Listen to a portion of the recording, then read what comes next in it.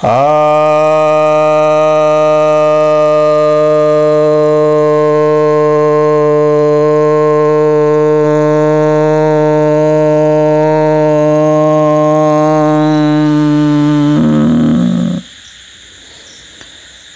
भक्तजनों को सप्रेम नमन।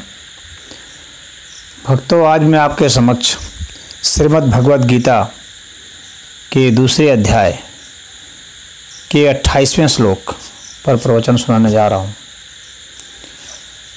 भगवान कहते हैं, श्री भगवान उवाच अव्यक्त आदीनि भूतानि व्यक्त मध्यानि भारत अव्यक्त निधनानि अन्येव तत्र का परिदेवना। अर्थात यह जो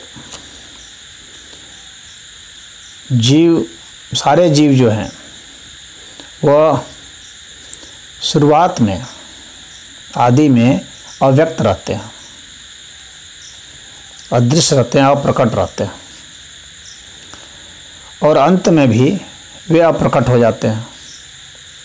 यानी कोई चीज़ उत्पन्न होने के पहले अप्रकट है और कोई चीज़ विनष्ट होने के बाद फिर अप्रकट है। तो जीव शुरुआत में अप्रकट हो जाते हैं, मरने के बाद अप्रकट हो जाते हैं, वे मध्य में ही प्रकट होते हैं।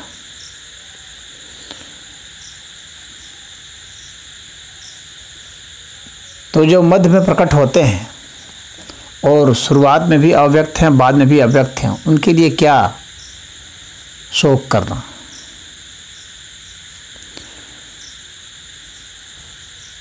तो यहाँ भगवान यह बताना चाह रहे हैं कि कोई भी चीज़ जो प्रकट हो रही है वो वास्तव में पहले अप्रकट थी, अव्यक्त थी।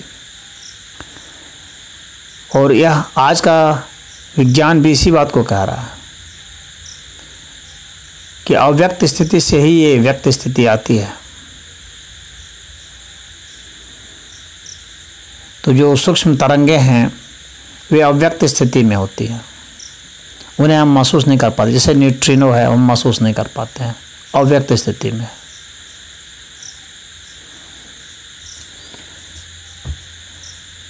तो बहुत सारी चीज़ें हैं, एक्सरे हैं, सब अव्यक्त स्थिति में रहती हैं। तमाम अल्ट्रावायलेट रेज हैं, सब अव्यक्त स्थिति में होते हैं, ये बाद में प्रकट होते हैं। और वे भी अपने, जिसे वे पैदा हुए हैं उसके सापेक्ष में वे भी जो है प्रकट हैं, और जिनसे पैदा हुए हैं वो अप्रकट हैं। तो यह जो क्रम है प्रकट और अप्रकट का, दृश्य और अदृश्य का,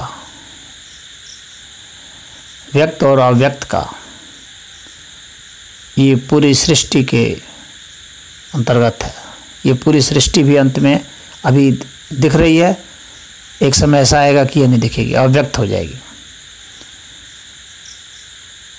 और विज्ञान भी इस चीज़ को अब मानता है कि ये सिकुड़ करके इतनी छोटी हो जाती है, इसका संकुचन हो जाता है, इतना इसका घनत्व बढ़ जाता है कि यह अव्यक्त हो जाती है और फिर प्रकट होती है। तो यह जो चक्र है संकुचन और विस्तारण का, प्रसारण का, यह चलता रहता है और ये मध्य में प्रकट होता है।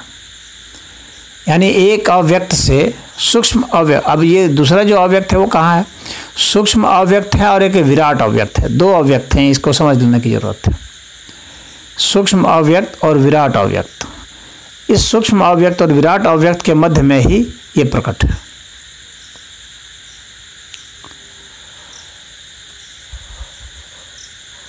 कोई चीज़ बहुत छोटी हो जाए तो भी नहीं दिखती, और कोई चीज़ बहुत बड़ी हो जाए तो भी नहीं दिखती, क्योंकि हमारे देखने का रेंज होता है, प्रकटीकरण का भी एक रेंज होता है। तो जब बहुत बड़ी कोई चीज़ हो जाए, जितनी हम बड़ी काल्पनिक रेखा खींच सकते हैं उससे भी बड़ी यदि हो जाए तो हमारे देखने की वो बाहर हो जाएगी, वो दिख नहीं सकती। वह अप्रकट है।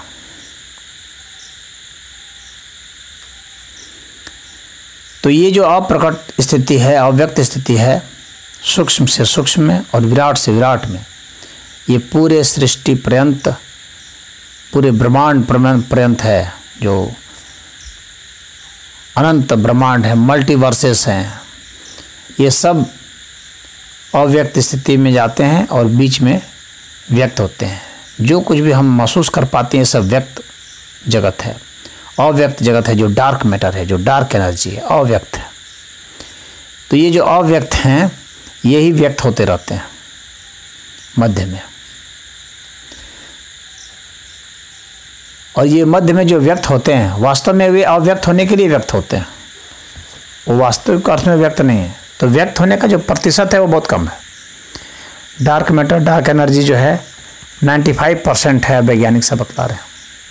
तो 5% जो है बस यही प्रकट है, और ये जो 5% प्रकट है वो वही डार्क है, और फिर डार्क उसको हो जाना है। तो भगवान कहते हैं कि ये जो प्रकट है यह वास्तव में यह लगातार बदल रहा है, जो प्रकट भी है, और वो जो बदल रहा है तो इतना तेज वो बदलता है कि वो दिखता है कि वो दिख रहा है, वो प्रकट है, लेकिन अगर उसकी सूक्ष्मता में देखें तो वो अप्रकट ही रहता है। क्योंकि यह भी सिद्धांत है कि जो चीज़ आदि में नहीं, जो अंत में नहीं, वो मध्य में क्या होगी? वो मध्य में सिर्फ भासेगी, होगी नहीं, भासेगी। इसलिए इसको माया कहते हैं, भासने के कारण। तो अतः वो वास्तव में भी बीच में नहीं है। तो हर प्राणी का शरीर पहले भी जो है अव्यक्त था, बाद में भी अव्यक्त हो जाएगा। जीने के पहले भी अव्यक्त था, मरने के बाद भी अव्यक्त हो जाएगा। इस तरह से चलता रहता है। तो यह बीच में जो है वो नाम मात्र का प्रकट है। श्रीमद् भागवत में कहा गया है, न यत् पुरस्तादुत यत् न पश्चान मध्य च तन व्यपदेश मात्रम। अर्थात जो उत्पत्ति से पहले नहीं था, जो प्रलय के बाद भी नहीं रहेगा, ऐसा समझना चाहिए कि बीच में भी वह नहीं है, वह नाम मात्र का है, सिर्फ कल्पना मात्र का है वह। तो जो आदि में नहीं है, अंत में नहीं है, उसका ये जो नहीं पना है यह नित्य निरंतर है, तथा जो आदि में भी है और अंत में भी है, यानी उसका जो हैपन है वह लगातार है। तो यह जो नहीं पना है, जो लगातार है, वो असत है, शरीर, और जो है पना है वो सत है, शरीर ही है, यानी आत्म तत्व है। तो ये जो शरीर है ये तो लगातार बदलता रहता है, ये हर समय एक तरह से अभाव में है, क्योंकि ये बदल रहा है, इस क्षण है, इस क्षण नहीं, इस क्षण है, इस क्षण नहीं। और शरीर ही जो है उसका कभी अभाव नहीं। हालांकि ये जो चीज़ बदलते रहती है उसकी एक कंटिन्यूटी रहती है और निरंतरता रहती है, परंतु उसके रूप, रंग, आकार, प्रकार ये सब बदलते रहते हैं, और उसमें जो हैपन है वो तो खैर है ही है। तो वो जो है ही है उसी को सत कहा जाता है, और जो नहीं है और भास रहा है वही असत है, शरीर है।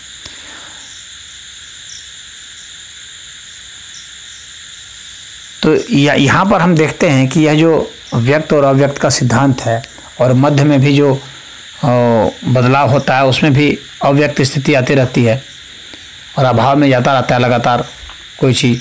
तो यह अगर बौद्ध दर्शन देखेंगे जिसमें शून्य की बात की गई है, तो शून्य दर्शन का जो बीज है यहाँ पर है। तो बौद्ध के शून्यवाद का बीज यहाँ पर है।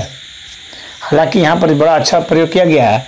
शून्यवाद तो सही नहीं है इस अर्थ में, क्योंकि शून्य तो वास्तव में कुछ होता नहीं है, अभाव दिखलाना है।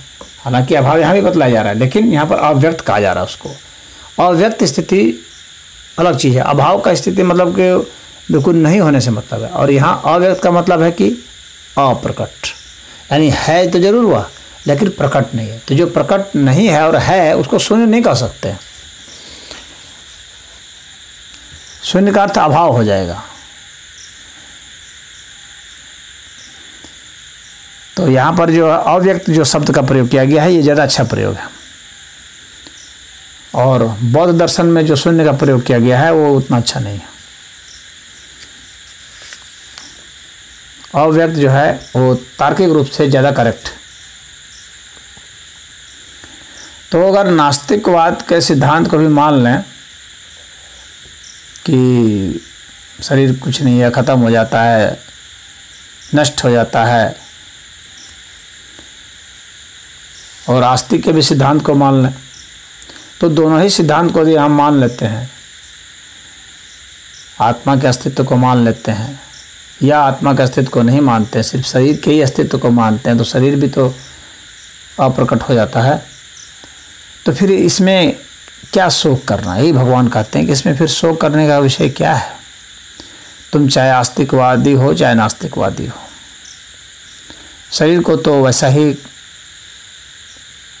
क्रिया प्रक्रिया से गुजरना, वैसी क्रिया प्रक्रिया से गुजरना, शरीर को वैसा ही रंग ढंग दिखलाना, और जो शाश्वत तत्व होते हैं वो वैसे ही रहेंगे। तो इसमें तुम्हारे शोक करने से कुछ भी फर्क नहीं पड़ने वाला है। शोक करके तुम स्वयं को सिर्फ दुखी कर सकते हो, बस स्वयं के लिए कष्ट और विपत्ति मोल ले सकते हो, और कुछ नहीं कर सकते। तुम्हारे शोक करने से ये अवस्थाएं नहीं बदल जाएंगी। तो वही भगवान कहते हैं कि तुम इसमें खाम खा क्यों शोक करते हो, कोई अंतर नहीं पड़ेगा तुम्हारे शोक करने से। तो ये प्रकट और अप्रकट होती हुई वस्तुएं जो हैं, इनके लिए कोई शोक करने की ज़रूरत नहीं है। इनको देखो, पहचानो, और फिर उसके अनुसार से अपने जीवन के सिद्धांतों को और उसको व्यवहार में लाओ। जीवन के सिद्धांतों को समझो और व्यवहार में लाओ। यही बुद्धिमान प्राणी का बुद्धिमत्तापूर्ण निर्णय है।